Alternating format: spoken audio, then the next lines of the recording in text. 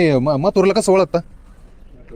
मथुरला आता चालूच राहते ना खेळ पुढे पुढे हा. पाहायला येत. बैलगाडा शर्यतीचा नाद आहे तुम्हाला? हा. बघता का? आमच्या घरातच होत. बर, बैल आहे का तुमच्याकडे घरी? हा नाही आता नाही बैल, आता नाही. आता नाही. बर, तुम्ही कुठले बाबा? मी वडगावचा आहे. वडगावचे. तुमच्याकडे बैल होते? आहे ना आता बी आहे, पण मग आता दामटायला नाही. याच्या अगोदर येऊन गेले का लखनच्या गोठ्यावर? नाही पाहिलं नाही. पहिल्यांदा आले. हा हा लखनचे येले त्याचे येईल त्याचं नात लगेच पाहुणे. बर, पाहुण्याचंच बैल. हा. पण आता ही मंडळी बुलढाण्याहून आली. बरोबर आहे. हा? हो ना. काय वाटतं कशामुळे नेमकं मथुरला का बघण्यासाठी? आता ज्याची त्याची शर्यत आहे, ज्याची त्याची रेस आहे, ज्याचं त्याचं नाव आहे, त्याच्यामुळे पाहायला यावंच लागणार. बरं बरं. आजी, कसं वाटतं बघितलं मथुरला? नाही पाहिलं ना अजून. बघायचंय. हा ना, बघायचं. आता वाघ आरामावरती आराम करू द्या थोडासा, आणि तुमची ती पण इच्छा पूर्ण होईल. ह्या वयात मित्रांनो आताचे तरुण वर्ग आपल्याला मोठ्या प्रमाणात या बैलगाडा शर्यत क्षेत्रात दिसतील, पण ही वयाची मंडळी, आजीचा अजून पदर डोक्यावरचा खाली गेलेला नाही. विचार करा, ही मंडळी कुठेतरी मथुरला बघायला आलेली. बाबा काय नाव तुमचं? जनार्दन आश्रम साळे.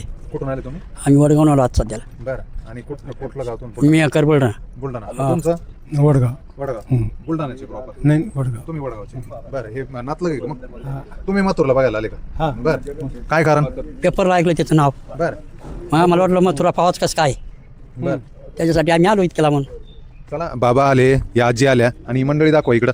ही तरुण मंडळी आहे. तर कालपासून जवळपास हजारोने युवक या मथुरला बघायसाठी या ठिकाणी दाखल होत आहे, बघून जात आहे. काही बरेच जण रील काढून